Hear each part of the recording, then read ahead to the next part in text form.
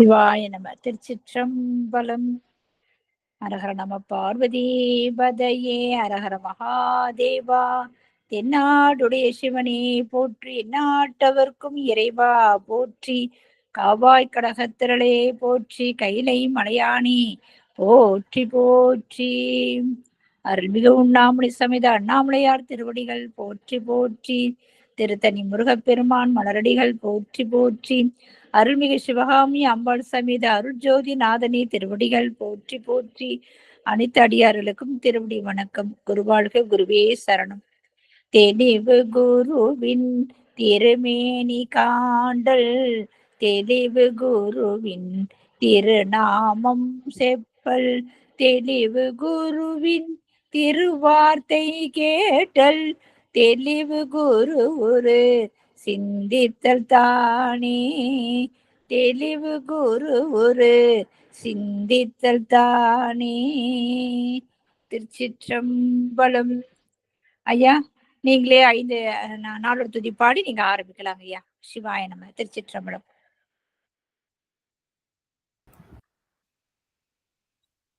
நம பார்வதிபதையே. ஹரஹர மகாதேவா.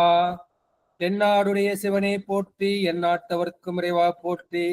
காவாய் கனகத் திரளே போற்றி, கைலை மலையானே போற்றி போற்றி.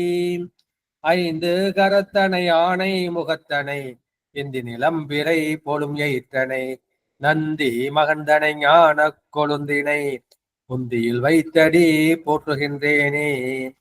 பூலியர்கோன் வெப்பு ஒலித்த புகழியர்கோன் கலல் போற்றி, ஆலிமிசை கல்மிதப்பில் அணைந்த பிரான் அடி போற்றி, வாலி திரு நாவலோர் வன் தொண்டர் பதம் போற்றி, ஊலிமலி திருவாத ஊரர் திரு தாழ் போற்றி. மெய்யன்பர்களே, நம்மை எல்லாம் இயக்கிக் கொண்டிருக்கும் தில்லைக்கூத்தனின் திருப்பாதங்களை மனம் மொழி மைகளால் வணங்கி மகிழ்கின்றேன். சைவத்தையும் தமிழையும் இதுவரை நமக்கு கட்டிக்காத்து கொடுத்து அருள் இருக்கும் சைவ மடாதிபதிகளின் பொன்னார் திருவுகளை திக்கு நோக்கி திண்டனிட்டு வணங்கி மகிழ்கின்றேன். இந்த இணையத்தில் இருந்திருக்கும் அடியார் பொதுமக்களின் திருவிடைகளை சிவனடியாக எண்ணி என் சென்னி மீது சுட்டி கொண்டு இன்றைய திருமந்திர சிந்தனையை நாம் தொடங்கி தொடர்வோமாக. தற்போது நாம் திருமந்திர சிந்தனையில் 2ஆம் தந்திரம் 5வது தலைப்பு பிரளயம். 2ஆம் தந்திரத்துல முதல்ல அகத்தியம் பார்த்தோம், 2வது அட்ட வீரட்டத்தை பார்த்தோம், 3வது அந்த தக்கன் வேள்வி அதை பார்த்தோம், அதுக்கப்புறம் லிங்க புராணம் பார்த்தோம். இப்ப 5வது தலைப்பு பிரளயம். திருச்சிற்றம்பலம். கருவறை மூடி கலந்தெழும் வெள்ளத்து இருவரும் கோவென்று இகழ இறைவன் ஒருவனும் நீரூர ஓங்கொலியாகி அருவரையாய் நின்று அருள் புரிந்தானே. இந்த 2ஆம் தந்திரம் முழுக்க முழுக்க இந்த புராண வரலாறு சம்பந்தப்பட்டது. அட்ட விரட்ட நமக்கு தெரியும், லிங்க புராணம் நமக்கு தெரியும், அகத்தியம் நமக்கு தெரியும். அதுக்கடுத்து அடிமுடி தேடிய பண்ண வரப்போகுது, அதுவும் நமக்கு எல்லாம் தெரிஞ்சதுதான். ஆனா அதை திருமூலர் எப்படி சொல்கின்றார் என்ற அந்த கருத்து அவர் எல்லாத்தையும் சிவத்தோடு இணைத்து சொல்வார். மற்ற நீதி நூல்களுக்கும் இதுக்கும் என்ன வித்தியாசம்னா, இவர் எல்லாவற்றையும் சிவத்தோடு சேர்த்து சிவனால் நிகழ்ந்தது என்று நம்மை உணர வைப்பதற்காக சொல்வார். எனவே பிரளயம் என்பது இந்த பிரளய காலத்து வரலாறு. எனவே இதை இந்த பிரளயத்து சொல்றதுக்கு மூலமா சிவபெருமான் தான் முழு முதற் கடவுள் என்பதை அவர் ஸ்தாபிக்கின்றார், நிறுவனம் செய்கின்றார். ஏற்கனவே சொன்னது மாதிரி பெருமான் தான் முழு முதற் பொருள் என்பதை லிங்க புராணத்திலையும் நம்ம பார்த்தோம், தக்கன் வேலிலும் நம்ம பார்த்தோம், அகத்தியத்திலையும் நம்ம பார்த்தோம். அது போல இந்த பிரளயம் ஏன் இந்த மாதிரி இருக்குது அப்படின்னா, எல்லாமே ஒரு சக்கரம் போல இயங்கிக் கொண்டே இருக்கிறது, ஒரு காலச்சக்கரம் போல இயங்கிக் கொண்டே இருக்கின்றது. எனவே அந்த ஒரு யுகம் முடியும் போது என்ன வருகின்றது, அந்த பிரளயம் வந்து விடுகின்றது. ஏன் அந்த பிரளயத்தை பெருமான் கொடுக்க வேண்டும் என்றால், அது இந்த உயிர்கள் கொஞ்சம் இளைப்பாறணும் இல்லையா. இந்த உயிர்கள் இளைப்பாறுவதற்காக, இப்ப நம்ம இறந்து போறப்ப உயிர் கொஞ்ச நேரம் இளைப்பாடுது, மறுபடியும் பிறவி எடுக்குது. எல்லா உயிர்களும் இளைப்பாற வேண்டும் இல்லையா. ஒரு ஸ்கூல் இருக்கு, ஸ்கூலுக்கு என்ன பண்றாங்க, இப்போ கோடலி விட போறாங்க. எப்ப அந்த ஸ்கூல்ல இருந்து அவங்க கொஞ்ச நாள் பசங்க விளையாண்டுக்கிட்டு சந்தோஷமா இருப்பாங்க. எனவே அந்த உயிர்கள் சக்கரம் போல சுழல்கின்ற அந்த நிலையிலிருந்து சற்றே இளைப்பாறுவதற்காக. வாரத்துல 7 நாளும் ஸ்கூல் வச்சோம்னா என்ன ஆகும்? பிள்ளைங்க வந்து வெறுத்து போயிடும் இல்ல. அதனால என்ன வாரத்துக்கு ஒரு நாள் வந்து லீவ் விடுறோம், ஒரு மாசத்துக்கு அப்பப்போ ஒரு லீவ் விடுறோம், வருஷத்துக்கு வந்து ஒரு மாசம் அந்த மாதிரி லீவ் விடுறோம். அது மாதிரி உயிர்களுக்கு வந்து கொஞ்சம் ரெஸ்ட் எடுக்கட்டும், இளைப்பாறட்டும்னுங்க பெருமான் வந்து பிரளயத்தை வந்து கொடுக்கின்றார்கள். கருவறை மூடி கலந்து எழும் வெள்ளத்து. வரைனா வந்து மலையை வந்து குறிக்கும். மறைமகள் தான் பார்வதி வந்து குறிக்கும். வரை என்பது என்ன செய்ய மலையை குறிக்கின்றது. அந்த மலை எப்படி இருக்கு? கருப்பாக இருக்கின்றது. அந்த கரிய மலைகளும் என்ன செய்யனா அது மூழ்கும்படி. ஏன்னா இப்போ வந்து ஜலப்பிரளயம் வந்து விடுகின்றது. இந்த ஜலப்பிரளயம் அந்த நீர் பிரளயம் வரும்போது என்ன செய்யும்?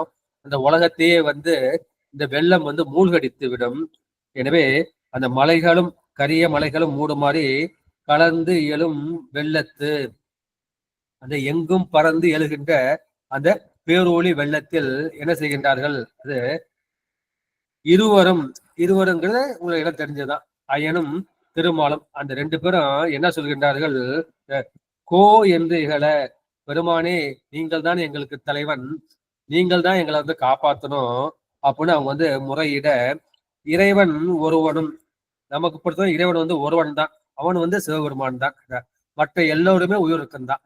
திருமால், பிரம்மன், இந்திரன் எல்லாருமே வந்து உயிர் தான்.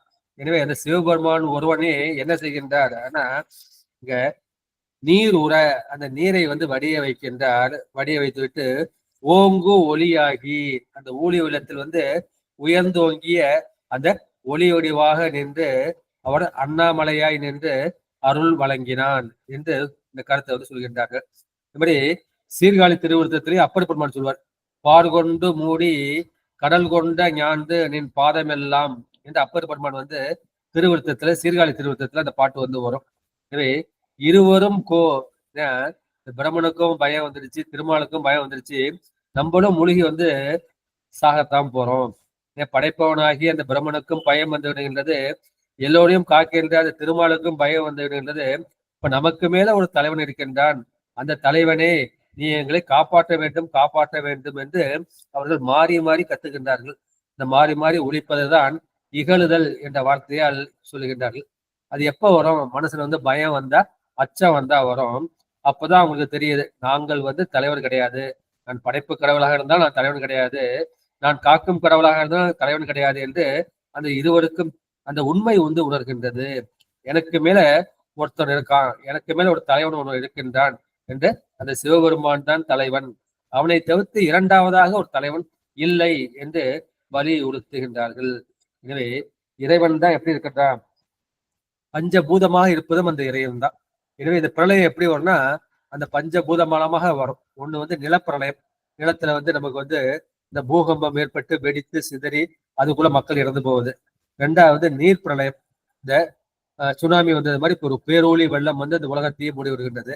3வது வந்து தீ பிரளயம் அல்லது நெருப்பு பிரளயம் அல்லது அக்னி பிரளயம். அப்ப இந்த கடல்ல வந்து வடமுக அக்னி அக்னி இருக்கும்.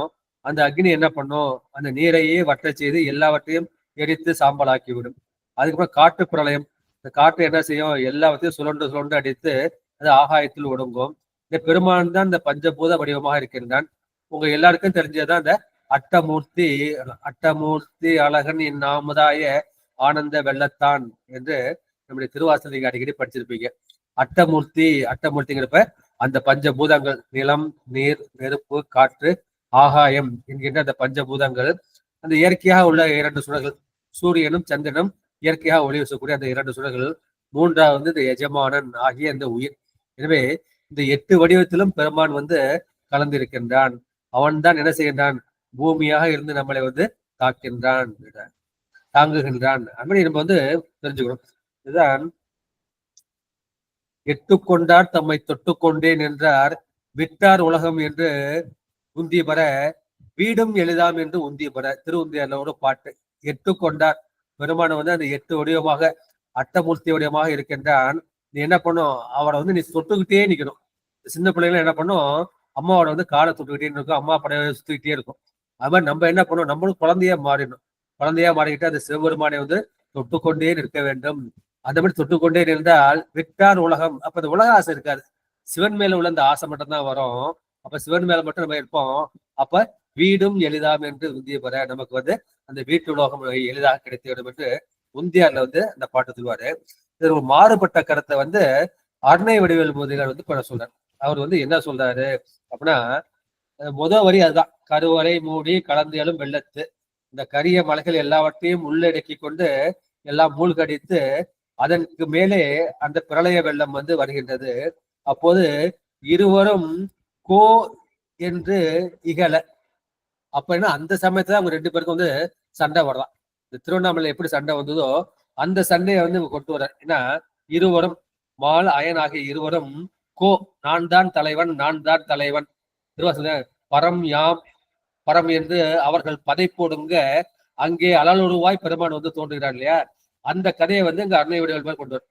இந்த இருவரும் கோ என்று இகழ, நான் தான் தலைவன் நான் தான் தலைவன், அவங்க ரெண்டு பேருக்கும் வந்து இகழ சண்டை செய்ய இறைவன் அப்ப என்ன செய்கின்றாரு, இறைவன் வந்து ஒருவனும் அந்த ஒப்பற்ற அந்த சிவபெருமான் நீர் உட, அந்த நீர் வந்து வற்றி போகும்படி ஓங்கு ஒளியாகி ஒரு நெருப்பு ஸ்தம்பமாக அருவரையாய் இந்த அணுகுவதற்கு அருமையான அந்த மலையாக அண்ணாமலையாக அரிய நெருப்பு மலையாக நின்று பின்னர் அவர்களுக்கு அருள் செய்தான்.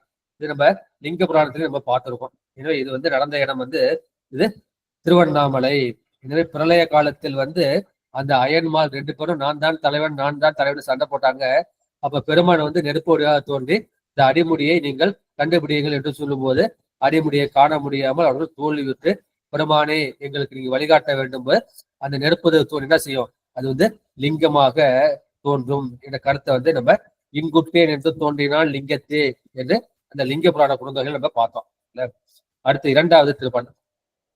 அலைகடல் ஊடறுத்து அண்டத்து வானோர் தலைவன் எனும் பெயர் தான் தலை மேற்கொண்டு உலகார் அலர்கண்டுள் விழாதோடி அலைவாயில் வீழாமல் அஞ்சல் என்றானே. அலைகடல் ஊடறுத்து, இந்த அலைகளோடு கூடிய அந்த கடல் அதை ஊடறுத்து அதன் ஊடாக அறுத்து சென்று அண்டத்து வானோர், இந்த பூமியை தாண்டி வானம் இருக்கு, வானத்தை தாண்டி இந்த வானோர்லோகம் இருக்கு, இவன் அண்டத்து வானோர், அந்த அண்டத்தில் உள்ள அந்த வானவர்கள் தலைவன், அந்த மாணவர்களுக்கு அமரர்கோ என்று பெயர் கொள்வான் இல்லையா, தேவதேவன் மகாதேவன் என்ற அந்த பெயர் பெற்றான். வானவர்கள் தலைவன் அமரர்கோ தேவன் மகாதேவன் என்ற பெயர் பெற்ற சிறப்பு பெயரை பெற்று தான் தலை மேற்கொண்டு அந்த சிறப்பு பெயரை தான் தாங்கி நின்று உலகார் அலர்கண்டு உள் பிளாது ஓடி, இந்த உலகத்தில் உள்ளவர்கள் என்ன பாக்குறாங்க, அப்ப நெருப்பு பிரளயம் வந்து விடுகின்றது, அந்த ஊழித்தீயை கண்டு அவர்கள் அதற்குள் விழாமல் விழுந்து ஓடுகின்றார்கள். அது விழுந்து கருகாமல் அவர்கள் ஒளியாதபடி அலைவாயில் விழாமல் அஞ்சல் என்றானே. இந்த மாதிரி நெருப்பு பிரளயம் வரப்ப அப்ப யார் காப்பாற்றுவது என்றால், அந்த நெருப்பு வடிவாகிய அக்னி வடிவாகிய அனல் வடிவாகிய அந்த சிவபெருமான் தான் என்ன செய்வார், அவர்களுக்கு அபயம் தந்து அந்த துன்ப கடலில், அலைவாயில்னா துன்ப கடலில் வீழா வண்ணம் அபயம் அளிப்பான். எனவே ஏற்கனவே ஜலப்பிரளயத்தை வந்து காப்பாத்துறாரு. இப்போ வந்து இந்த தீப்பிரளயம் வந்தாலும் பெருமான் தான் காப்பான். முதல்ல வந்து அலைங்கிறது அலைகளோடு கூடிய கடல்ல கொடுக்கும்.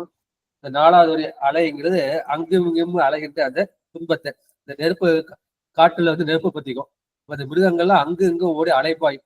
அது போல நெருப்பு பிரளயம் வரப்ப ஆன்மாக்களே நாமும் என்ன செய்வோம், யார் நம்மளை காப்பாதோ அங்க ஓடுவோம் இங்க ஓடுவோம். இப்ப பெருமாள் வந்து அபயம் கொடுத்து அவர்கள் கால எல்லைக்கு தகுந்தவாறு இந்த துன்பத்தில் விழா வண்ணம் நாம் கருகா வண்ணம் நம் உயிர்களுக்கு அபயம் அளிப்பவன் இறைவன் என்ற அந்த கருத்தை வந்து இந்த பாடல வந்து சொல்லியிருக்கின்றார்கள். இதுக்கு அருணை வடிவேல் முதலியார் என்ன சொல்றாருன்னா, சிவபெருமான் வந்து அந்த பிரளயம் வந்து வந்தது, அப்பொழுது அவன் பிளம்பாய் தோன்றுகின்றான், அனல் பிளம்பாய் தோன்றுகிறான் இல்லையா, அந்த அனல் பிளம்பு என்ன செய்யுதான், அலைகடல் ஊடறுத்து, அது கீழே எங்க போச்சுன்னா அந்த கடல் எல்லாம் தோண்டிக்கிட்டு கீழே அது மட்டும் போயிட்டே இருக்கும். பாதாளம் ஏழினும் கீழ் சொற்கொழிவு பாதம்ட்டு அந்த தீயின் அடிபாகம் வந்து அந்த கடல் எல்லாம் ஊடறுத்து பாதாளெல்லாம் தாண்டி தாண்டி அது கீழ் போயிட்டே இருக்கு.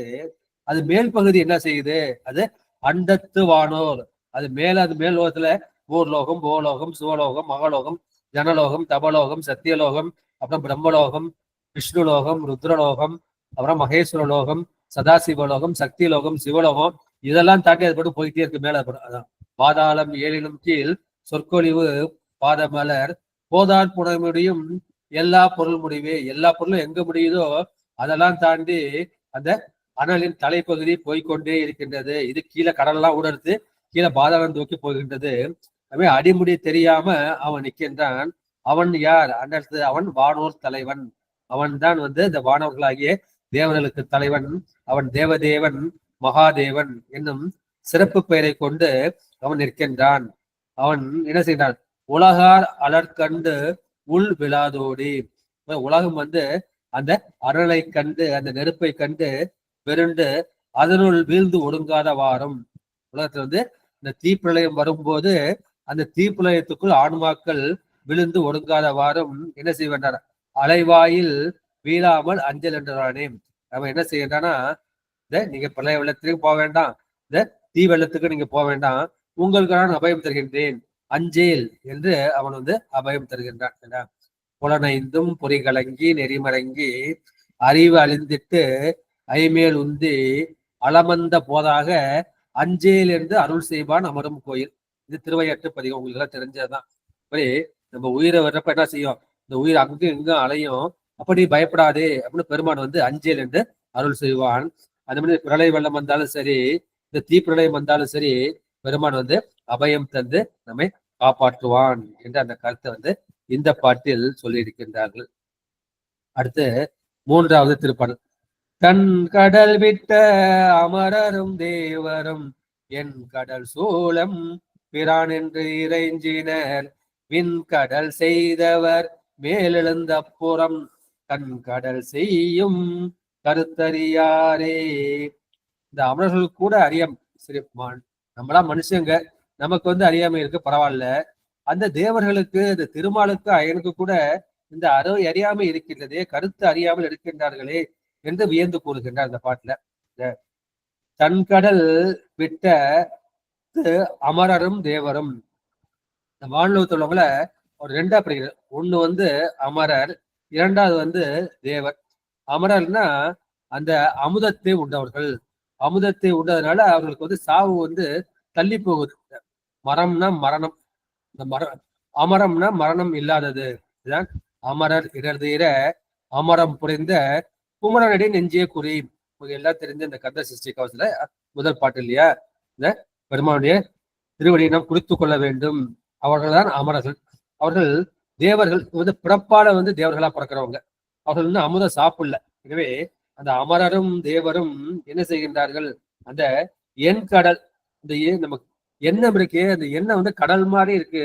அந்த எண்ணெய் அலை மாதிரி அலைஞ்சுக்கிட்டே இருக்கு. அந்த எண்ணமாகிய கடலால் அதை சூழப்படுறான்.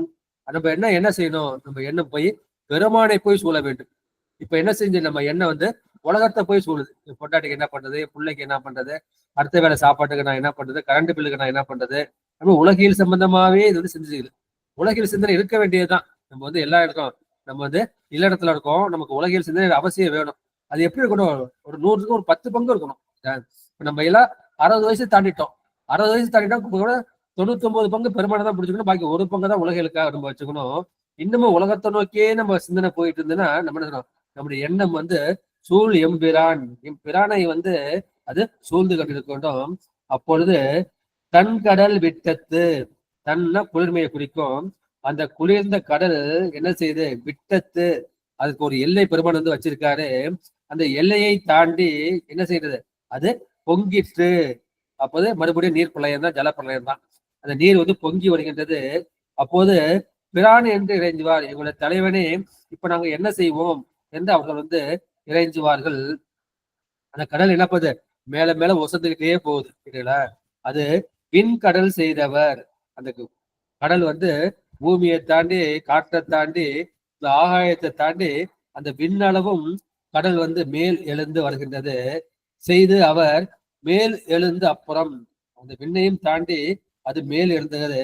அப்போது கண்கடல் செய்யும் கருத்தறியாரே. அதன் பிறகு அவர்கள் எண்ணிக்கொண்டு என்ன செய்கிறார்கள்? தன்னுடைய கண்களை கண்ணில் தண்ணி வடியுது, அது கடல் மாதிரி பொங்குது. அவர்கள் கண்ணை விட்டு அழுகுறாங்க. அவர்கள் செலுத்தும் அந்த கருத்தை அறியவில்லை. ஏன்னா உயிர் இருக்க போய் நம்ம என்ன செய்யணும்? பெருமானை வழிபாடு செய்திருக்க வேண்டும்.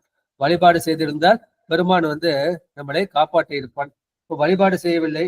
இப்போ போய் எம்பிரானே, என் தலைவனே, என்னை காப்பாற்று என்றால் அவளுக்கு வந்து அறிவு வந்து குறைவாகவும் அறியாமை வந்து மிகுதியாகவும் இருக்கின்றது. எனவே கடல் பொங்கி அந்த ஜலப்பிரளயம் நீர் பிரளயம் துன்ப காலம் வந்த போது அப்பொழுது இறைஞ்சுகின்ற அந்த தேவர்கள் இப்போ வந்து அவர்கள் வேண்டுகின்றார்கள், பெருமானை வந்து காப்பாற்றணும். என்ன பண்றாங்க அப்படின்னா மறுபடியும் வந்து அவர்கள் அந்த போகத்திலே தெளித்து விடுகிறார்கள், பெருமானை வந்து மறந்து விடுகிறார்கள். அந்த பெருமானை வந்து அப்புறம் வந்து நாம் காண வேண்டும், வழிபட வேண்டும் என்ற அந்த கருத்து அறியாதவர்கள், கருத்து அறியாரே. நம்ம காப்பாற்றுற பெருமானை நம்ம நினைக்கணும். நம்மளும் என்ன பண்றோம், ஏதோ கஷ்டம் வந்து கோயிலுக்கு போறோம், உளுந்து சாமி கும்பிடுறோம். இந்த கஷ்டம் தீர்ந்து போச்சா மறுபடியும் பெருமானை வந்து மறந்துடுறோம். மறுபடியும் இன்னொரு கஷ்டம் வந்தா மறுபடியும் கோயிலுக்கு போறோம். நம்ம நிலைமை அந்த மாதிரிதான் இருக்கு.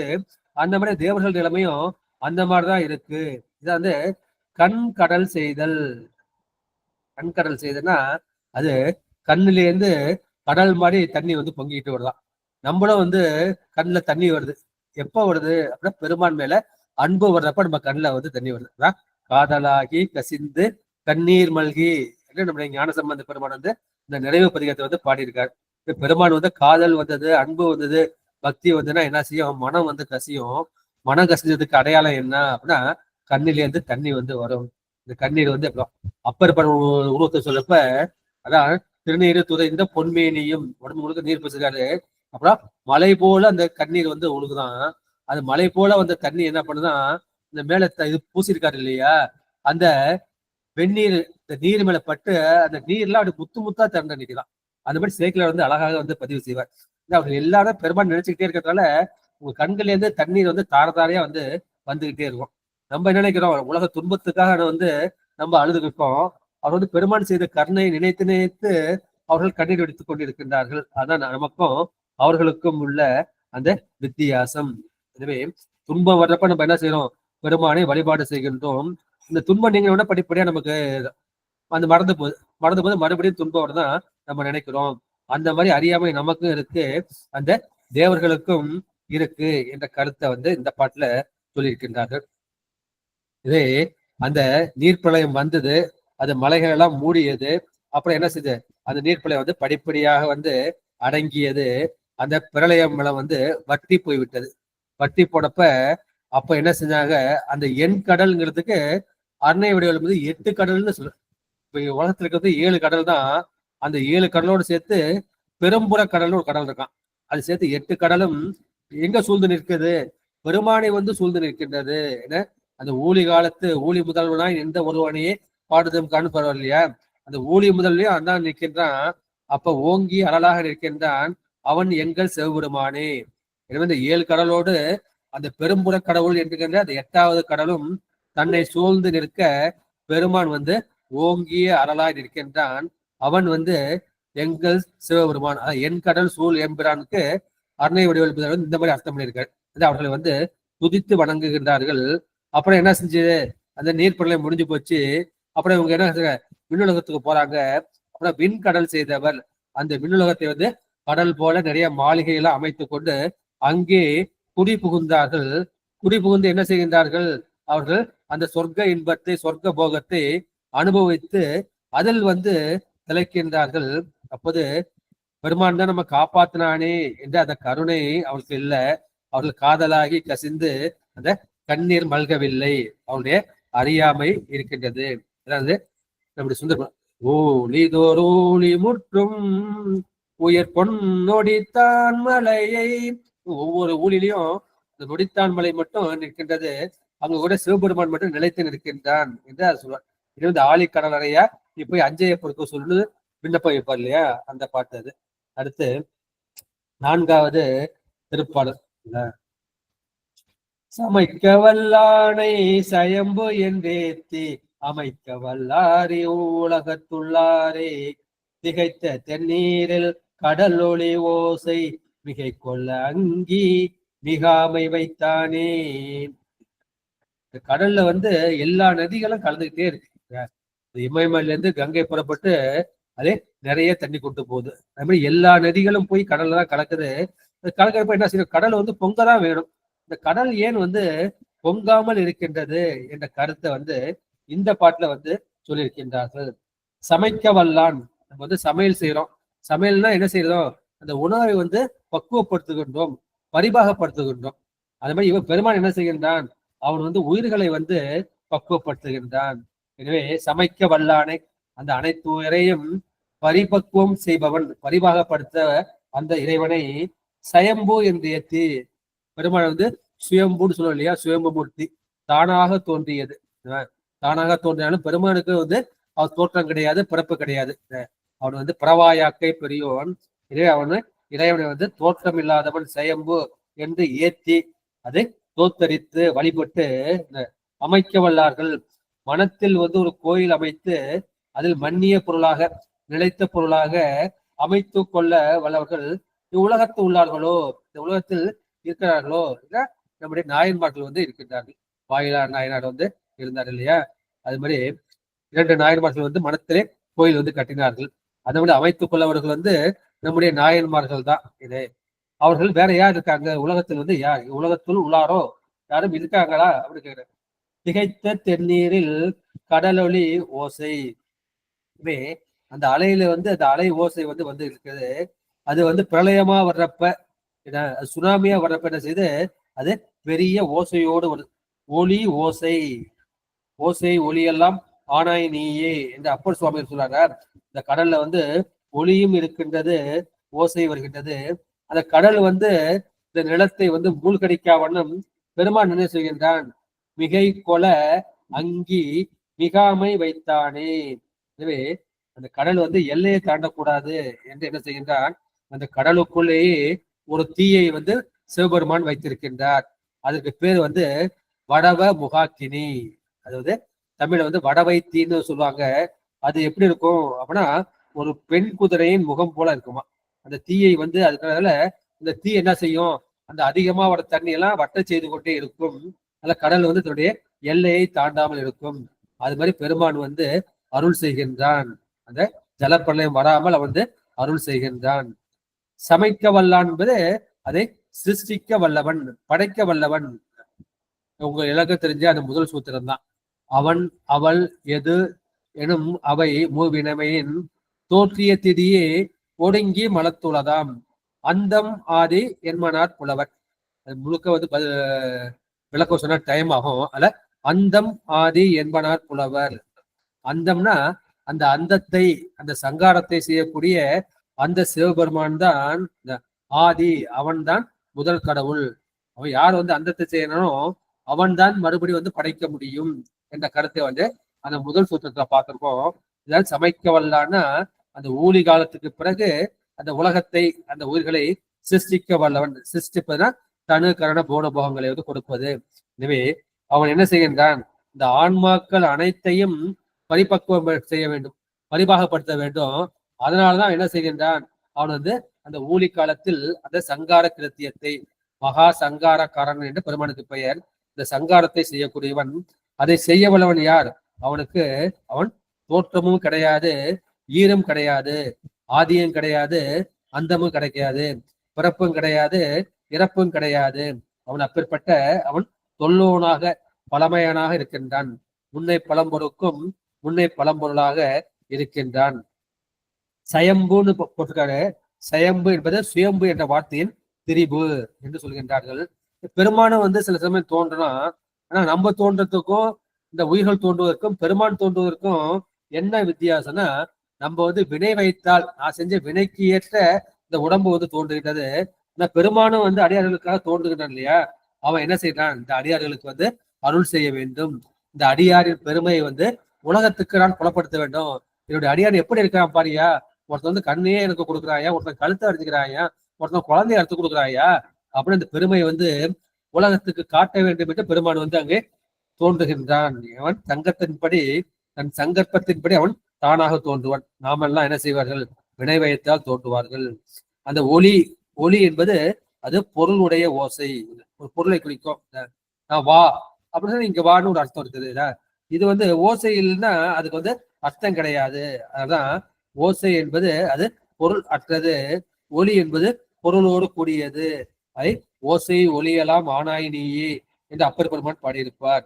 எனவே கடல் வந்து தன் எல்லையை தாண்டாமல் இருக்க அந்த பெண் குதிரையின் முகத்தில் இருக்கின்ற அந்த தீயை, இந்த வடவு மகாக்கினியை பெருமான் வந்து என்ன செய்தார், இந்த கடலுக்குள் வந்து அமைத்தார் என்ற அந்த கருத்தை வந்து எனவே இதுக்கு வந்து அருணை வடிவால் வந்து ஒரு மாறுபட்ட பொருள் சொல்றார் தர்மபுர பதிப்புல. அது ஏன்னா இந்த 4வது பாட்டுல வந்து 3வது திகைத்த தென்னீரில் அந்த சிவபெருமான் வந்து ஒளிப்புலம்பாய் தோன்றுகிறார் இல்லையா, அதை பார்த்த உடனே அந்த பிரம்ம விஷ்ணுவுக்கு அடிமுடி தேடணும் முயற்சி பண்றாங்க. முயற்சி செஞ்சும் அவர்களால் முடியவில்லை. எனவே அவர்களுக்கு வந்து மயங்கி விழுகின்றார்கள். அந்த திகைத்த தென்னீரில் அந்த மயக்கத்தை நீக்கி தெளிவித்த பின் என்ன செய்கின்றார்கள்? கடல் ஒளி ஓசை மிக கொல. அப்பொழுது யாருக்கு திசையே தெரியல. சூரியன் சந்திரன் இருந்தாதான் நமக்கு திசை தெரியும். திசையே இல்லாம போயிடுது. யாவரும் வந்து திசை தெரியாதபடி திகைத்து நிற்கும்படி அந்த தென்னீரில் அந்த பிரளய வெள்ளம் குறைய செய்து என்ன செய்யணும்? அது மறுபடியும் வந்து எல்லை மீறக்கூடாது, பின்பு அளவுபட்டு நிற்க வேண்டும் என்று என்ன செய்கின்றான்? அந்த கடலின் நடுவில் வடவு முகாக்கினி என்ற அந்த தீயை வந்து வைத்தான். இப்ப நீருக்கும் நெருப்புக்கும் ஒத்து போகுமா? ஒத்து போகாது. இப்ப என்ன பண்றோம்? நெருப்பு பிடிச்சா தண்ணியை வச்சுதான் அணைக்கிறோம். எனவே ஒன்றோடு ஒன்று ஒத்தும் ஒவ்வாதும் இருக்கின்ற அந்த 2 ஆற்றல்கள், நீராற்றல் ஒன்று நெருப்பு ஆற்றல், அது ஒத்தும் ஒவ்வாதும் இருக்கின்ற அந்த ஆற்றல்களை என்ன ஏற்குமாறு கூட்டி அதை உலகம் நெறிப்பட்டு நடக்குமாறு அதை ஆக்கி காத்து நடத்த வல்லவன் யார்? அது எம்பெருமானாகி அந்த சிவபெருமான். அவன் எப்பொழுது அவன் இன்ன தன்மையன் என்று அறியோன்னா எம்மான். பெருமானுடைய தன்மை என்னதுன்னுட்டு நம்ம மனசால வந்து கண்டுபிடிக்க முடியாது. ஆன்மா வந்து அவன் திருவடியில் லயமானாதான் அவன் தன்மை வந்து தெரியும். எனவே அவனை சமைக்க வல்லானை, இந்த மாதிரி ஆக்கி காத்து நடத்த வல்லவனை, அவனை ஆக்குவார் செயம்பு இல்லையா, அவனை ஆக்குவார் ஒருவரின்றி தானே தோன்றுகின்றான். அப்பேற்பட்டவனை என்ன செய்றார்? அமைக்க வல்லார் இவ்வுலகத்தவர்களோ. அந்த பெருமானை வந்து இன்ன தன்மையின் என்று அறிந்து துதித்து உலத்து நம்முடைய உள்ளத்தில் இருத்தவர்கள் இந்த உலகத்தில் இருக்கின்றார்களா? அது மிக மிக குறைவு என்ற கருத்தை வந்து சொல்கிறார்கள். இந்த ஊழி முதல்வனாய் நின்ற ஒருவனே, அதுபடி பெருமான் தான் ஊழி முதல்வன் என்ற கருத்தை வந்து இந்த 4வது பாட்டுல சொல்லியிருக்கின்றார். அடுத்த நிறைவு பாடு. பண்பலி செய்வழி பாடு சென்ற புறம் கண் பலியாத கமலத்திருக்கின்ற நண்பலியாளனை நாடி சென்ற சிரம் விண்பலியாத விருத்து கொண்டானே. பண்பலி, பண்பு அலி, பண்பு அழிந்தும் செய்வழி, அந்த செய்யப்படுகின்ற அந்த வழிபாடு, நம்ம செய்யற வழிபாடு பண்போடு செய்யக்கூடிய இருக்கும். பண்பு அழிந்து செய்யப்படுகின்ற அந்த வழிபாட்டால் சென்று அப்புறம் சென்று போய் கண் பலியாத கமலத்து இருக்கின்ற இந்த கண்ணுக்கு ஒப்பாக சொல்லப்படுகின்ற அந்த தாமரை கமலம் இருக்கு. கண்ணுக்கு உதாரணம் என்ன சொல்றாங்க? தாமரை தான் வந்து சொல்றாங்க. கண் பலியாத இந்த கண்புக்கு ஒப்பான அந்த கமலமாகிய அந்த வெண்தாமரையில் இருக்கின்ற அந்த நண்பு அழியானை. இவன் யார்? பிரம்மனை வந்து பெருமான் வந்து தன்னுடைய பாகத்தில் வைத்திருக்கின்றார். திருமூர்த்தின்னு ஒரு வடிவம் இருக்கும். திருமூர்த்தி வடிவத்துல பெருமான் வந்து நடுவில் இருப்பாரு. ஒரு பக்கம் பிரம்மனும் இன்னொரு பக்கம் வந்து திருமாலும் இருப்பாங்க. அது வந்து ஏகபாத திருமூர்த்திங்கிறப்ப ஒரு பாதம் தான் இருக்கும். ஒரு பாதத்துல பெருமான் நடுவில் நிற்பாரு. இன்னொரு பக்கம் என்ன இருப்பாரு? பிரம்மனும் இன்னொரு பக்கம் வந்து திருமாலும் இருப்பாரு. அந்த மாதிரி அவங்க 2 பேரையும் அவர் பக்கத்திலேயே வச்சிருக்காரு.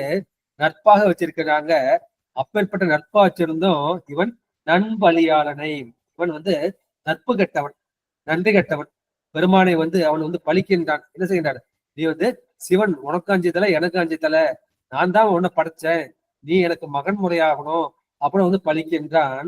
அந்த நண்பலியானை நாடி சென்று அச்சிரம், எங்க இந்த உச்சந்தலை இருக்கு இல்லையா, பிரம்மனுக்கும் சிவபெருமன் போலவே 5 தலை இருந்தது.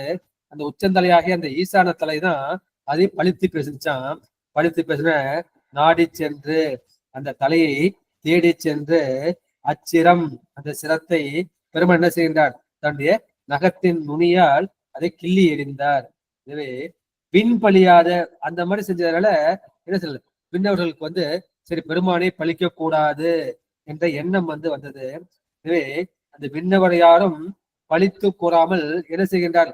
அது எல்லாருக்கும் ஞாபகம் வரணும் அப்படின்னு அந்த பிரம்மகபாலத்தின தன் கையிலேயே வச்சுக்கிட்டார். பார்க்கறப்பெல்லாம் என்ன ஞாபகம் வரணும் இந்த மீனவர்களுக்கு, இவன் வந்து பிரம்மன் வந்து பெருமானை பழித்தான்.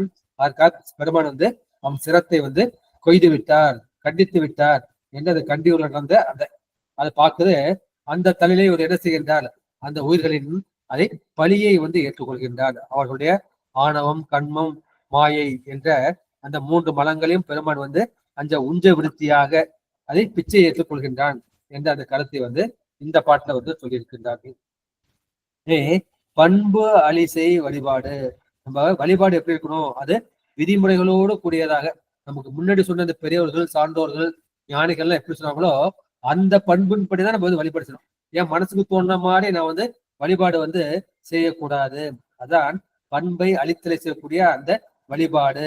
அது செய்து அப்புறம் என்ன செய்யறான், அவன் வந்து யாவர் கண்ணுக்கும் ஒப்பாகத்தோடக்கூடிய அந்த வெண்டாமலையில் இருக்கக்கூடியவன் அவன் என்ன செய்கின்றான், அந்த கமலத்தில் இருப்பவனை அவன் நண்பு அழியாளன், நட்பினை கொள்ளக்கூடிய நன்றியற்றவன், அவன் சிரத்தை வந்து பெருமான் வந்து விருத்தி கொண்டானே என்று பாக்குறப்பல பிரம்மகாபாலத்தின் ஞாபகம் எல்லாருக்கும் வரும் என்ற அந்த கருத்தாக விருத்தி கொண்டானே அப்படிங்கிற உஞ்ச விருத்தின்னு ஒண்ணு சொல்லுவாங்க.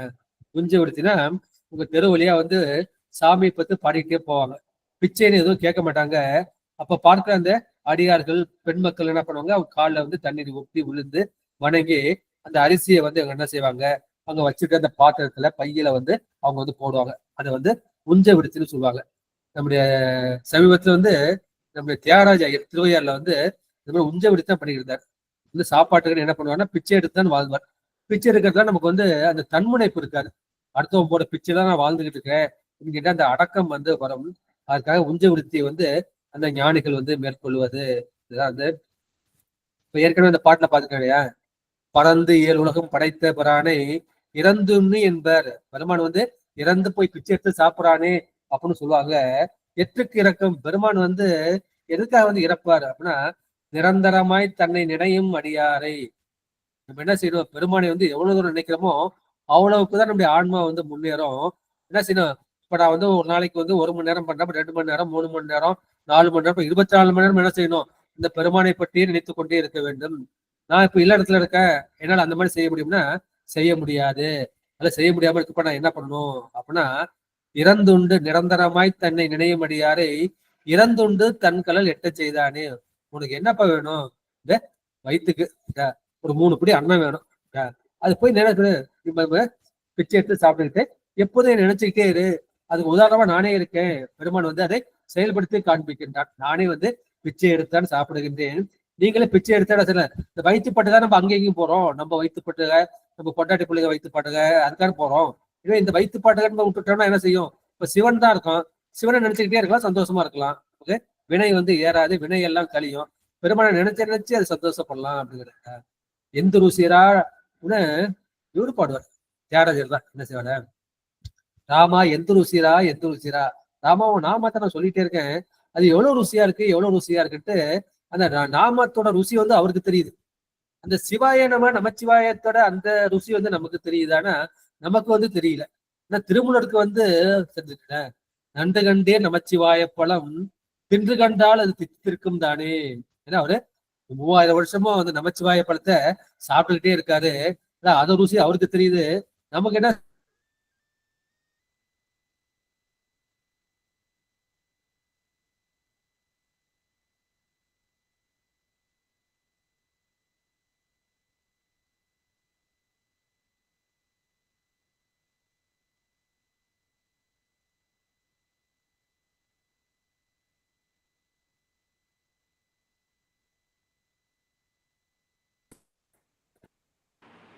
கேக்குதா அடியார்களுக்கு எல்லாருக்கும்? அம்மா கேக்கலைங்கம்மா. சிவாய நெட் பிரச்சனை மறுபடியும் வந்துட்டோமா? சரிங்க, கேக்குதா? இப்ப கேக்குதுங்கய்யா, பேசுங்கய்யா. நெட்டு கொஞ்சம் பிரச்சனையா இருக்குமா? எனவே பண்பலி செய் வழிபாடு அப்படிங்கிறப்ப சிவபெருமான் வந்து ஒளி வடிவாய் தோன்றுகின்றான். நம்ம கூட இது பார்த்தோம் இல்லையா, இந்த தக்கன் வேள்வி. இந்த தக்கன் வேலியை பார்த்தப்ப அப்போ வந்து என்ன செய்யுது, வேதம் வந்து சொல்லுது, சிவபெருமான் தான் முதல்வன், இனி அவனுக்கு அவிர்வாகத்தை கொடுக்க வேண்டும் என்று அந்த வேதங்கள் வந்து சொல்லுகின்றன. அதையும் வந்து தக்கன் வந்து ஏற்கலன்னு அந்த கருத்தை பார்த்தோம் இல்லையா. சிவபெருமான் ஒளிவடியாய் தோன்றிய போது அப்ப என்ன செய்கின்றது, பண்பலி செய் வழிபாடு. இப்ப வேதங்கள்லாம் என்ன செஞ்சான், அதை பண்ணோடு கூடிய இசையால் வந்து துதித்ததாம். அப்பொழுது பெருமான் தாழ்வின்றி என்ன சிறந்து நிற்கின்ற அந்த இடமாகிய இந்த தாமரை புகுட்டு, இந்த வெண்தாமரை புகுட்டில் இருக்கின்ற அந்த பிரம்மனுக்கு போறப்ப இந்த பிரம்மன் என்ன சொல்றான், மகனே வா என்று கூப்பிடுகின்றான். எனவே அவனுக்கு வந்து சிவபராதம் உண்டாகிவிட்டது, அவனுக்கு வந்து நரகம் சித்திக்கும், அந்த சிவபராதத்துக்கு தண்டனை கொடுக்க வேண்டும் என்று பெருமான் என்ன செய்கின்றார், அந்த தண்டனைக்காக அவனுடைய தலையை வந்து 5 தலைகள் ஒன்றை அந்த இகழ்ந்த தலையை அவை கிள்ளி கொள்கின்றார். கிள்ளி கொண்டு பாக்கி என்ன செய்கிறார், 4 தலை அவனுக்கு இருந்து நான்முகனாக இருக்கின்றான். அப்பொழுது என்ன செய்கின்றார், பெருமான் வந்து அது பிச்சை பாத்திரமாக, உஞ்ச விடுத்தி பாத்திரமாக ஏற்றுக்கொள்கின்றார்கள். இதுதான் வந்து இந்த பாட்டு நம்ம பார்த்துருக்கோம்.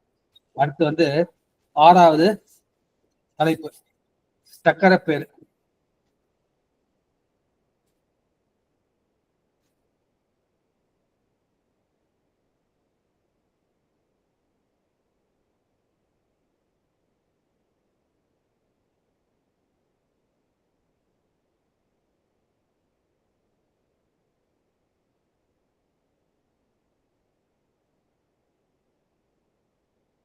சக்கரப்பேர் திருமாலுக்கு வந்து சக்கரம் அருளி செய்தது. போன பாட்டுல வந்து பெருமான் என்ன செய்தார்னா, அந்த பிரம்மனுக்கு வந்து அருள் செய்தார். பார்க்கறதுக்கு பிரம்மனை தண்டித்தது போல தோன்றும், ஆனா பிரம்மனுக்கு வந்து அருள் செய்து அவன் நரகத்தில் போய் வீழாமல் இருப்பதற்காக பெருமான் அருள் புரிந்தது. இது போல திருமாலுக்கு அருள் புரிந்ததை சொல்லுவது இந்த பதிகம். மால் போதகன் என்னும் வன்மைக்கிங்கு ஆங்காரம், பால் போதம் கையினோடு அந்தர சக்கரம், மேல் போக வெள்ளி மலை அமராபதி, மார்போகம் ஏலும் படைத்துடையானே. மால் போதகன், போதகன்னா நமக்கு ஆசிரியர் இருக்கின்றார்கள். 2 ஆசிரியர் நமக்கு உண்டு. ஒண்ணு வந்து போதக ஆசிரியர்கள், நமக்கு சித்தாந்தம் சொல்லிக் கொடுக்குறாங்க இல்லையா, அவங்க வந்து அவங்க போதக ஆசிரியர்கள், இந்த சித்தாந்த நூல்களை போதிப்பவர்கள். எனவே இவன் மால் போதகன். அவன் என்ன செய்கின்றான், இவன் போதக ஆசிரியர் நினைக்காம தன்னை வந்து ஞான ஆசிரியராக, தன்னை குருவாக அவன் வந்து அகங்காரம் படித்துக் கொண்டான். வன்மைக்கு இங்கு அகங்காரம்.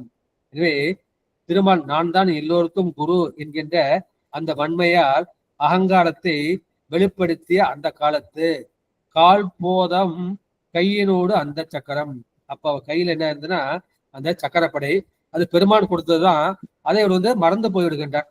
அந்த திருக்கரத்தில் உள்ள அந்த சக்கரமானது மேல் போக, இவன் குருன்னு சொன்னவனே என்னாச்சு, இந்த சக்கரை பிச்சுக்கிட்டு மேல எங்கேயோ போயிடுச்சு.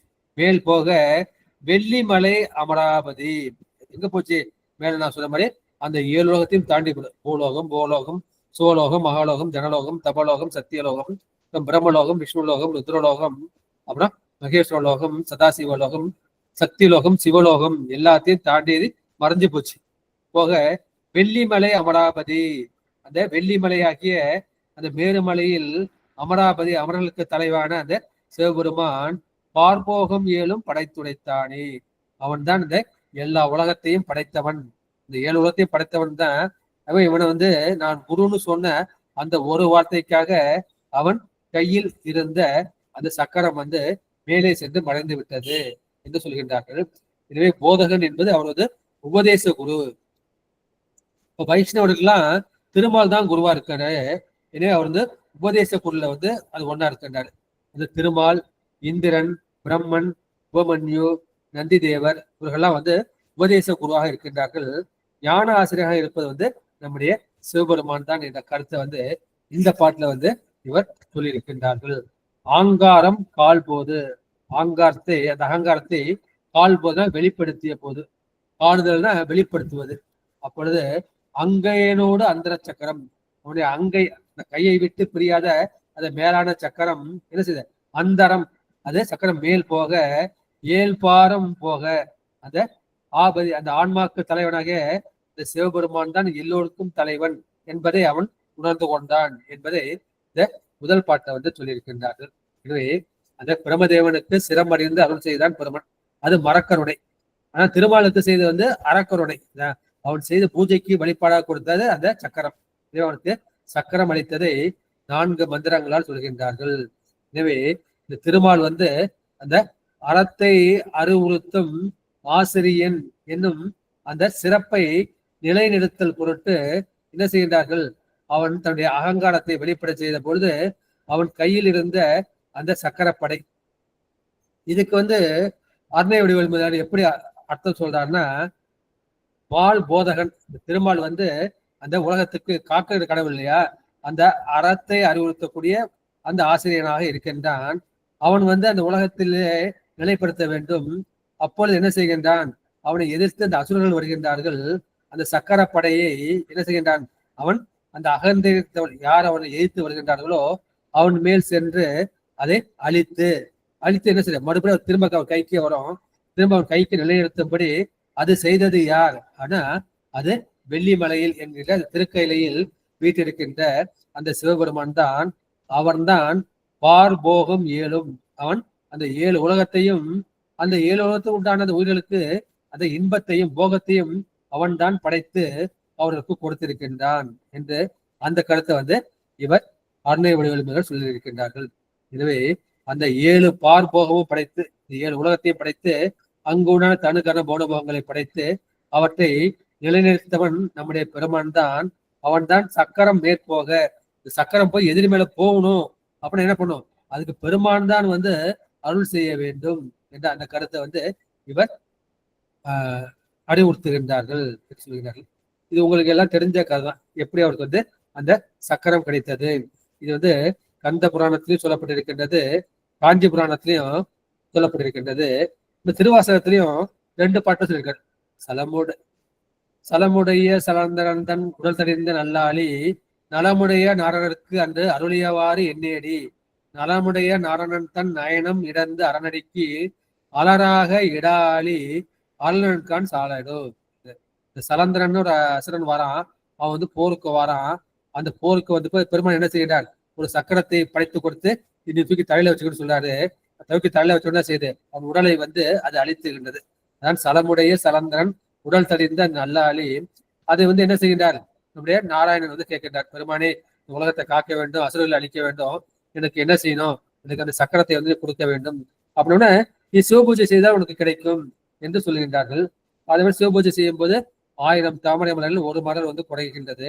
அப்போது தாமரை மலருக்கு ஒப்பாக தன்னுடைய கண்ணை அவர் இடந்து அரண் அடிக்கீழ் சிவ அடிக்கீழ் மலராக போட பெருமான் ஆளி அருளினன், இந்த ஆளி என்கிற சக்கரப்படையை அவன் கொடுத்தான் என்ற கருத்தை திருச்சாளர்ல பார்க்கறதுக்கு போவோம். இப்ப திருத்தோல் நோக்கத்திலேயே பாட்டு வரும். பங்கையம் 1000 போவினில் ஓர் பூக்குறைய தங்கன் இடந்தரன் சேவடி மேல் சாத்தலமே சங்கரன் எம்பீரான் சக்கரமார் கருளியவாறு எங்கும் பரவி நாம் தோல் நோக்கம் மாடாமோ. 2 பேர் கண்ணை கொடுத்துருக்காங்க. ஒண்ணு கண்ணப்பர், இன்னொன்னு திருமால். ஆனா நம்ம கண்ணப்பர் தான் அன்புக்கு அடையாளம் நம்ம சொல்றோம். திருமாலை பத்தி நம்ம சொல்லவே இல்லை. ஏன் சொல்லனா, இவர் ஒரு பயனை கருதி எனக்கு சக்கரப்படை வேணும் அப்படிங்கிற பயனை கருதி அதுக்காக செஞ்சாரு. நம்ம கண்ணப்பர் செஞ்சது என்ன, அது நிஷ்காமிய வழிபாடு. எந்த பயனுமே அவர் எதிர்பார்க்கல. பெருமான் கண்ணில் ரத்தம் வருதுயா, என்ன செய்யணும், கண்ணுக்கு என்ன செய்யணும், கண்ணுக்கு கண் தான் ட்ரீட்மெண்ட். கண்ணை இடந்து அப்புழ்கின்றார். அந்த கண்ணில் ரத்தம் போயிடுது. அப்ப என்ன செய்யுது, அது மறு கண்ணில் இடது கண்ணில் மறுபடியும் ரத்தம் வருது. வந்தவுடனே இப்ப என்ன பண்றாருன்னா, இவரு எனக்கு வைத்தியம் தான் தெரியுமே, ஆனா என்ன பண்ண, இன்னொரு கண்ணை எடுத்துட்டா நான் குருடனா போயிடுவேன். அப்ப எனக்கு என்ன தெரியாது, பெருமான் எங்க இருக்கின்றார், கண்ணு எங்க இருக்குன்னு தெரியாது. அதுக்கு அடையாளமா என்ன செய்கின்றாரு, தன்னுடைய காலை எடுத்து அந்த கண்ணுக்கு மேல் வைத்து கொண்டு என்ன செய்கின்றார், இன்னொரு கையால அந்த இடது கண்ணை நோண்ட போகின்றார். இடது கண் அம்பாள் கூடியது இல்லையா, உடனே அம்பாள் மனமுனைகையில ஐயன் மனமுனைகையில அவர் கையை பிடிச்சிக்கிறார். பெருமான் பிடிச்சு கண்ணப்ப நில்லுன்னு சொல்லி இப்ப என்ன செய்யறார், எனக்கு வலப்பக்கம் நில்லுப்பா, எனக்கு அப்பனே இல்லைன்னு நினைச்சேன், இப்ப என்ன கண்ணப்பனாகி எனக்கு அப்பன் நீ வந்துட்டப்பா, என்ன அப்பா மாதிரி பாத்துக்கிட்டப்பா அப்படின்னு பெருமான் கண்ணப்பன் இதை நாமத்தை கொடுக்கின்றான்னு பாக்குறோம். அதான் அன்புக்கு அடையாளம். இது அந்த வழிபாட்டுக்கு உண்டான அடையாளம். இது நடந்தது எங்க, 2 தலம் சொல்றாங்க. ஒண்ணு திருவேலி மலை, 2வது திருமால் பேரு. இதுல ஞான சம்பந்த நாவுக்கரசு தேவாரத்திலையும் நிறைய நம்ம பார்க்கலாம். அடுத்து 2வது பாடல்.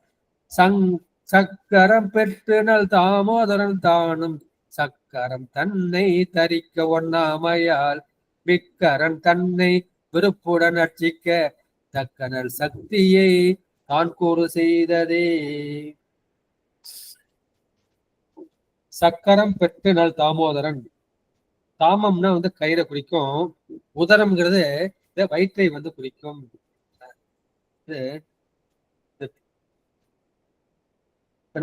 குண்டோதரன், குண்டோதரன்னா அந்த வயிறு வந்து குண்டா இருக்கிறது குண்டோதரன். சகோதரன், சகோதரன்னா சக உதரன், ஒரே வயிற்றிலிருந்து பிறகு சகோதரன் பாக்குறோம். உதரம் என்பது அந்த வயிற்றை வந்து குறிக்கும். அந்த வயிற்றுக்கு வந்து ஒரு மேல் உரை ஒன்று இருக்கும், அதை வந்து உதர விதானம். வயிற்றுக்கு மேல் உள்ள உதர விதானம் தமிழ்ல சொல்லுவோம். உதரம் என்பது வயிற்றை குறிக்கும். தாமோதரன், திருமாலை வந்து என்ன பண்றாங்க, வயிற்றுல வந்து கைத்தால கட்டி போட்டுவாங்க அந்த யசோதை அம்மா. ஏன்னா எங்கேயும் போயிட்டே இருப்பாங்கிறப்ப அப்ப வயிற்றுல வந்து கைத்தை கட்டினால அவருக்கு தாமோதரன் பேரு. எனவே சக்கரம் பெற்று நாள் தாமோதரன் தானும். தாமோதரன் என்ற பெயரை உடைய இந்த திருமாலும் சக்கரத்தை பெற்று சக்கரம் தன்னை தரிக்கணும். மேல் சக்கரம் கேட்டு வாங்கிட்டாரு, ஆனா அதை வந்து கையில வந்து ஏந்த முடியல, தூக்கி பிடிக்க முடியல. அதுக்கு என்ன செய்ய, அதை தரிக்க முடியவில்லை. தன்னை தரிக்க ஒண்ணாமையால் இந்த சக்கரத்தை வந்து தூக்கி பிடிக்க முடியாமல் மிக்கரன் தன்னை விருப்புடன் ரட்சிக்க. ஆகா, நம்ம என்ன பண்ணோம், இதுக்கு அந்த வலிமை வேணும்னா பெருமானை நாம அன்போடு அர்ச்சிக்க வேண்டும். மிக்கு அரண் தன்னை விருப்புடன் அன்போடு அர்ச்சிக்க தக்கநல் சக்தியை தான் கூறு செய்ததே. அப்போது பெருமான் என்ன செய்கின்றார், தன்னுடைய வல்லமையை அவருக்கு சிறிது பகிர்ந்து கொடுக்கின்றார். அதனால்தான் அந்த திருமலால் இந்த சக்கரத்தை தரிக்க முடிகின்றது என்ற அந்த கருத்தை வந்து இந்த பாட்டுல. எனவே சக்கரத்தை பெற்றுக்கொண்டார், ஆனா இதை தாங்கும் ஆற்றல் இல்லை. அவர் திரும்ப அன்போடு பெருமானை வழிபடுகின்றார். அப்போது அந்த வலிமையை தரும் பொருட்டு பெருமான் தன்னுடைய சக்தியை கூறிட்டு அதன் ஒரு பகுதியை கொடுக்கின்றார் என்று பெருமான் வந்து இந்த திருமாலுக்கு சக்கரத்தை மட்டும் கொடுக்கவில்லை, அந்த சக்கரத்தை தாங்கக்கூடிய அந்த ஆற்றலையும் வலிமையும் கொடுத்தார் அவர்தான் என்பதை சொல்லியிருக்கின்றார்கள். அடுத்த பாடல். கூறதுவாக குறித்த நல் சக்கரம் போறது செய்து கொடுத்த நன்மாளுக்கு, போறது செய்து கொடுத்தனன் சக்திக்கு, போறது செய்து தரித்தனன் கோலமே. கூறதுவாக குறித்த நல் சக்கரம். கூறதுன்னா உடம்ப கூறு போடுறது. அந்த உடம்பு 2 கூறா போட்டுச்சு இல்லையா, சிவபெருமான் வந்து அந்த சலந்தாசுரன் உடை 2 கூறாக 2 பங்காக பிளக்க கருதி அந்த கொடுத்த சக்கரம் கூறது செய்து கொடுத்தனன் மாளுக்கு. கூறுங்கிறது திருமாலுக்குரிய பங்காக, திருமாலுக்குரியதாக கொடுத்தான். கூறது செய்து கொடுத்தனன் சக்திக்கு. அப்ப என்ன, மறுபடியும் தாங்கக்கூடிய அந்த சக்தியையும் அவன் கூறிட்டு கொடுத்தான். சக்திக்கு கூறது செய்தார் தரித்தனன் கோலமே. அப்போது வந்து அந்த பெருமானுக்கு வந்து 2 சக்தி, ஒண்ணு வந்து புருஷ சக்தியாகிய அந்த விஷ்ணு, 2வது வந்து அந்த ஸ்திரீ சக்தியாகிய பெண் சக்தியாக அந்த அம்பாள். அம்பாளுக்கு வந்து கோபம் வந்துருச்சு, ஏன்னா என் அண்ணனுக்கு வந்து கொடுக்குற, எனக்கு ஒண்ணுமே நீ எனக்கு கொடுக்கலையே அப்படின்னு, இவனுக்கு நான் உடம்புல பாதித்தாரேன் அப்படின்னு பெருமான் என்ன செய்கின்றார், தனது சக்தியை தன்னுடைய உடம்பில் வந்து பாதி பாகத்தை கூறிட்டு கொடுத்து அந்த கோலத்தை, அந்த தொன்மை கோலத்தை, அந்த அர்த்தநாடேஸ்வரர் கோலத்தை, மாதொரு பாகன் ஆகிய கோலத்தை, அம்மையப்பர் கோலத்தை வந்து நமக்கு காட்டி நிற்கின்றான். எனவே அந்த பெருமானின் கருணைக்கு வந்து அளவே கிடையாது. சிவபெருமான் வந்து வல்லல், பயன் கருதாது கொடுக்கக்கூடியவன், யார் எதை கேட்டாலும் கொடுக்கக்கூடியவன். இந்த குழந்தை என்ன செஞ்சு அழுதுச்சு, இந்த அழுது கொஞ்சோண்டு ஒரு பசுமாட்டை கொடுத்துக்கலாம், கொஞ்சம் பாலை கொடுத்துக்கலாம். அவர் என்ன செய்கின்றார், அவர் வந்து பெரிய பார்க்கடலையே கொடுத்தார் இல்லையா, இந்த ஒவ்வொரு குழந்தைக்காக என்ன செய்கின்றார், அந்த பார்க்கடலையே கொடுக்கின்றார். அந்தபடி அளவு இல்லாமல் வள்ளலாக கொடுக்கக்கூடியவன் என்ற அந்த கருத்தை வந்து இந்த பாட்டுல வந்து சொல்லி இருக்கின்றார்கள். மாலுக்கும் சக்திக்கும் பெருமான் வந்து அதை கூறு செய்து கொடுத்ததை இந்த பாட்டு வந்து சொல்லி இருக்கின்றார்கள். எனவே திருமாலுக்கு நல்ல சக்கரத்தை அதை படைத்து கொடுத்தார், பிறகு அதை தாங்கக்கூடிய வல்லமையும் கொடுத்தார். தன் சக்தியாக உமாதேவிக்கு தன் திருமேனியை பங்கிட்டு கொடுத்தார். சக்தி என்பது என்ன, அது வந்து சாதான்மிய சக்தி, அபின்ன சக்தி. பின்னம்னா பின்னப்பட்டு போறது, பிளவுபட்டு போறது. அபிநம்னா பெருமானை விட்டு பிரியாத சக்தி. அம்பாளுக்கு வந்து அன்பில் பிரியால், பாகம் பிரியால்னு பேர்லாம் உண்டு. பெருமாள் வந்து விட்டு அவரு எப்போது பிரியவே மாட்டா. அப்பேற்பட்ட அந்த அபின்ன சக்தியை என்ன செய்கின்றார், அதை நம்மளா வழிபாடு செய்யணுங்கிறதுக்காக அதை வேறாக பிடித்து அதற்கு வடிவமும் கொடுத்து அம்பாள் வழிபாடு செய்யறோம் அப்படின்னு என்ன செய்யறார், பெருமான் வந்து அதை பிரித்து கொடுத்தார் என்ற அந்த கருத்தை வந்து இந்த பாட்டில் சொல்லியிருக்கின்றார்கள். திருமால் தான் அவருக்கு தேவியாக இருப்பார். அரியலால் தேவி இல்லை, ஐயன் ஐயாரான இருக்கே என்று அந்த ஐயாட்டு பதியில நம்முடைய அப்பர் பெருமான் போறார். எரியலால் உருவம் இல்லை, எரிதான் பெருமானுக்கு உருவமா இருக்கின்றது. கரியலால் உருவை இல்லை, அந்த களிற்று உருவை தான் பெருமானுக்கு இருக்கின்றது. அரியலால் தேவி இல்லை, அரிதான் அங்கு தேவியாக இருக்கின்றார் என்று அந்த திருவையாட்டு பதியத்துல சொல்லியிருப்பார். அடுத்த பாட்டு. தக்கன் தன் வேள்வி தகர்த்த நல்வீரல் பால் தக்கன் தன் வேலியில் தாமோதரன் தானும் சக்கரன் தன்னை சசிமுடி மேல் விட வக்கி உமிழ்ந்தது வாயுக்கரத்திலே. சக்கரம் கூட என்ன செய்யுது, பெருமான் முன்பு அது வலியற்று போய்விடும். சிவன் அடியார்கள் மேலேயும் சிவன் மேலேயும் ஏவினா அது வலியற்ற போய்விடும் என்ற கருத்தை இந்த பாட்டுல சொல்லி இருக்கின்றார்கள். தக்கன் தன் வெளி தக்க வெளி அளித்ததும் பார்த்தோம், கந்த புராணத்து மொழியும் பார்த்தோம், இப்ப திருவாசக மொழியும் பார்த்தோம். இவன் தக்கன் யாகத்தை தகர்த்த அதை அழித்த நல்வீரராகிய அந்த அகோர வீரபத்தர் அவர் அவருக்கு எப்படி சிவனுடைய புதல்வன் இல்லையா, சிவனை போலவே அந்த பிறைமுடி சூடிய வடிவம். எனவே அந்த அகோர வீரபத்திரம் அந்த சந்திரனை சூடி அவர் வருகின்றார். அப்ப என்ன செய்கின்றார், அந்த விஷ்ணு தன்னுடைய சக்கரத்தை அந்த அகோர வீரபத்திரன் மேல செலுத்துகின்றார். அப்ப என்ன செய்கின்றார், அவர் திரும்ப ஆயுதம் எதுவும் போடல, ஹூம்னு ஒரு வார்த்தை சொல்றார். ஹூம்னு அந்த வார்த்தை சொன்ன உடனே, அந்த பூங்காரத்தை சொன்ன உடனே என்னாச்சு, அந்த சக்கரம் வெக்கப்பட்டுக்கிட்டு நாணிக்கிட்டு அது தன்னுடைய வலிமையை இழந்தது. சக்கரம் தன்னை சசிமுடி, சசினா சந்தனை குடிக்கும், அது சந்தனை தெரித்து அந்த முடிமேல் விட வக்கி உமிழ்ந்தது வாயக்கரத்திலே. அந்த ஹூம்னு சொன்னார். இந்த ஹூம் பட் சுவாகன்னு மந்திரம் சொல்லும் இல்லையா, அது எல்லாத்தையும் அழிக்கக்கூடியது. எனவே அவர் ஹூம்னு அந்த பூங்காரம் சொன்ன உடனே என்னாச்சு அப்படிங்கிறப்ப, அப்ப அந்த மந்திரத்தின் பயனால அந்த சக்கரப்படை என்ன செய்தது, நாணி வெக்கி அது தன்னுடைய வலிமையை இழந்தது. வக்கிங்கிற வார்த்தை படாது, வக்கிங்கிறது வெக்கி வெக்கம் கொண்டு நாணி என்ற அந்த கருத்தை. எனவே தக்கன் வெளி அளித்தவர் அந்த சிவகுமாரனாகி வீரபத்தர். அந்த வீரபத்திரன் மேல திருமால் போருக்கு சென்றார். போருக்கு சென்று அவருடைய தலையை அறுக்கும்படி சந்திரன் இணைந்த அவரது தலையை அறுப்பதற்காக தான் பெருமானம் பெற்ற அந்த சக்கரத்தை ஏவ, அப்பொழுது அகோர வீரபத்தர் ஹூம் என்ற அந்த மந்திரத்தை ஜெபிக்க அந்த சக்கரம் நாணி வலி இழந்தது என்று இந்த பாடல் சொல்லப்பட்டிருக்கின்றது. அடுத்து 7வது பாடலோட நம்ம இன்னைக்கு நிறைவு செய்துக்கலாம். 7 எலும்பும் கபாலமும் ஒரே ஒரு பாட்டு தான். சிவன் தான் தேவதேவன் என்பதை எல்லோரும் அறிய வேண்டும் என்பதற்காக சிவ என்ன செய்கின்றார், அந்த அயனாகிய பிரம்மன், அரியாகிய திருமால், இந்திரன் போன்ற தேவர்களுடைய எலும்பு மாலையை அவர் அணிந்திருக்கின்றார் என்பதை இந்த பாடல் சொல்லியிருக்கின்றது. எலும்பும் கபாலமும் ஏந்தி எழுந்த பழம்பன் மணிமுடி வானவராதி எலும்பும் கபாலமும் ஏந்திலனாகில் எலும்பும் கபாலமும் இற்று மண்ணாமே. பெருமான் ஏன் இந்த எலும்பையும் கபாலத்தையும் அணிந்திருக்கின்றார்? அந்த அணிந்ததன் பயன் என்ன? அது அணிந்தால் பெருமானுக்கு எந்த பயனும் கிடையாது. அது அணிந்து கொண்டு அந்த தேவர்களுக்காக அவர்களுக்கு தான் பயன். எலும்பும் கபாலமும், எலும்பையும் கபாலமாகிய அந்த மண்ட ஓட்டையும் ஏந்தி எழுந்த அணிந்து தோன்றிய பழம்பன், பழம்பன்னா வலிமை மிக்கவன், வீராதி வீரன் சூராதி சூரன், பழம்பன் சொல்லுவாங்க. அந்த வீராதி வீரர்கள் ஒருவன் மணிமுடி வானவர் ஆதி. இந்த தேவர்கள் என்ன செய்யறாங்க, மணிமுடியா நினைச்சிருக்காங்க. ஏன்னா அவங்க அரசாட்சியில் இருக்காங்க இல்லையா, அவங்க எல்லாருக்கும் மணிமுடி உண்டு.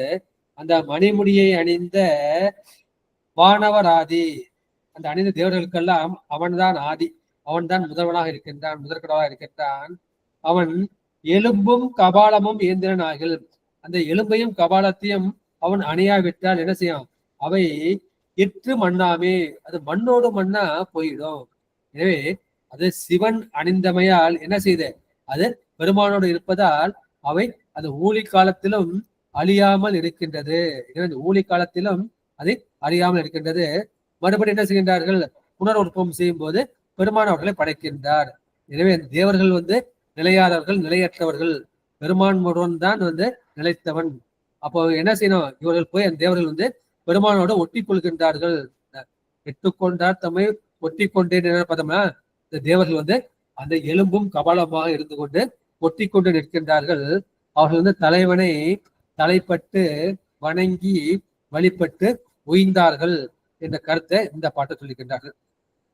இறந்தவர்களுடைய இந்த இறந்த தேவர்களின் எலும்புகள் பலவற்றையும் தலைகள் பலவற்றையும் தலைமாலையாக பெருமான் அளித்திருக்கின்றார். காபலமாக கையில் வைத்திருக்கின்றார். அதை தாங்கி நிற்பவனாகிய அந்த சிவபெருமான் அவன்தான் வீராதி வீரன்.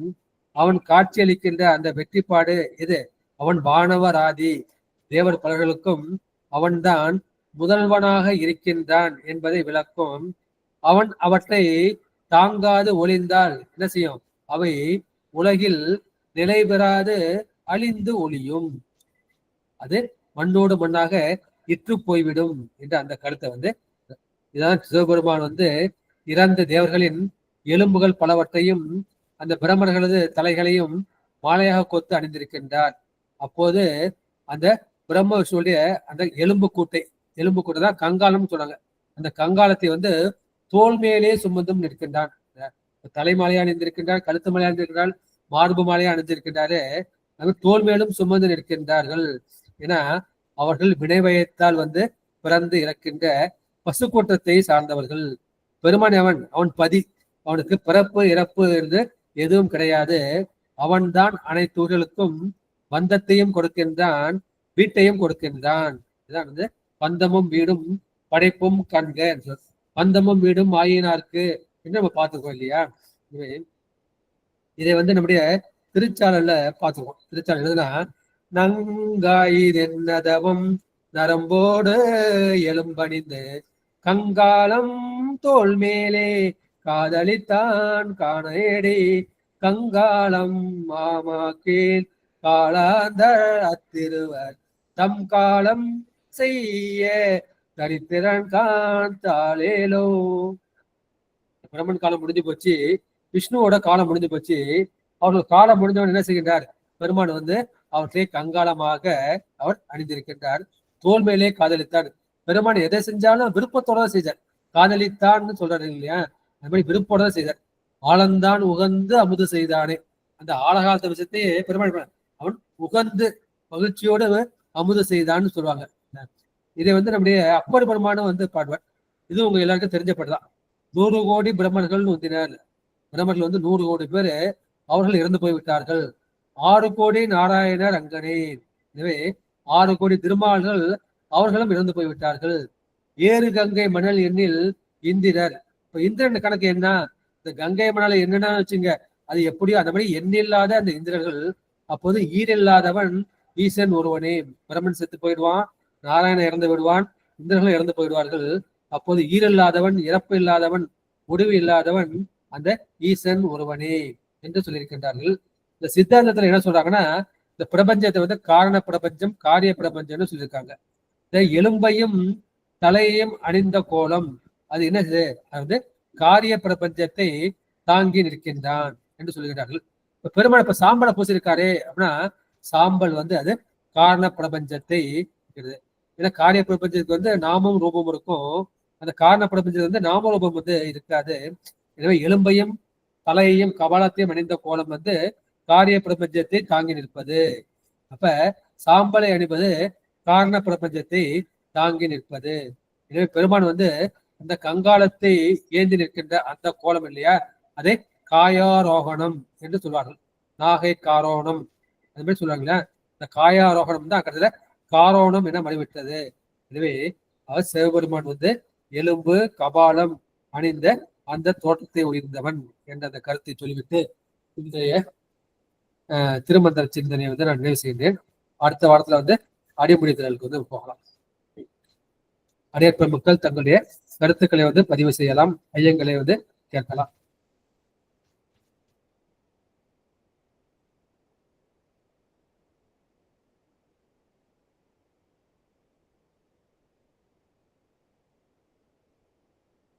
வணக்கம் ஐயா. ரொம்ப நாள் கட்சி ஐயானுடைய இதை தான் கேட்டேன். ரொம்ப நல்லா இருந்தது ஐயா, ரொம்ப சந்தோஷம். நேரம் கிடைக்கப்பலாம் வாங்க.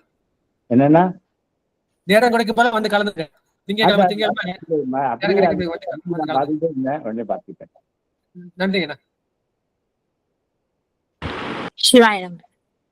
அருமையான கருத்துங்கய்யா. நல்ல ஒரு ஏன்னா இது 2ஆம் தந்தத்துல இந்த பாடல்ல வந்து முதல்ல எல்லாம் ஒவ்வொன்னா அட்டை விரட்ட தக்கன் வேள்வி இந்த மாதிரி எல்லாம் சொல்லிட்டு அடுத்ததா தலைப்பு பிரளயம். இந்த பிரளயத்தை பத்தி நம்ம எப்பயுமே ஒரு எல்லாருக்குமே ஒரு சந்தேகம் தான் வரும். ஏன்னா இது எப்ப நம்ம உலகம் எப்ப ஒடுங்கும், எப்படி அது இருக்கு அப்படின்றத இந்த பாடல் மூலமா நம்ம எல்லாருமே தெரிஞ்சுக்கிட்டோம். ரொம்ப ஒரு சிறப்பான ஒரு கருத்துங்கய்யா. அடியன் வந்து வாழ்த்து பாடல் பாடி முடிச்சு மற்ற அடியாருக்கு மற்ற பேசுறதுக்கு கண்டிப்பா வாய்ப்பு உண்டு. எல்லாரும் உங்களுடைய அந்த ஐயா சொன்ன அந்த பதிவெல்லாம் நீங்க எல்லாம் கேட்டதை உணர்ந்ததை கேள்வி கேட்கலாம், சந்தேகமா இருந்தாலும் கேட்கலாம். சிவாய நம.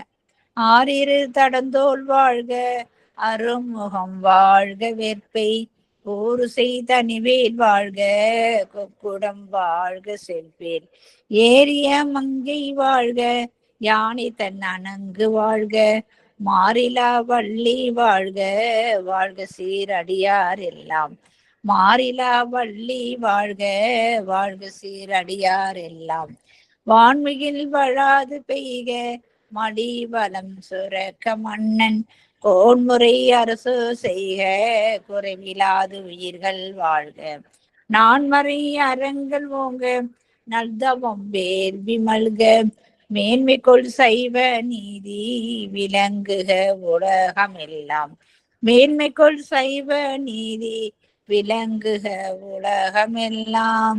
திருச்சிற்றம்பலம்.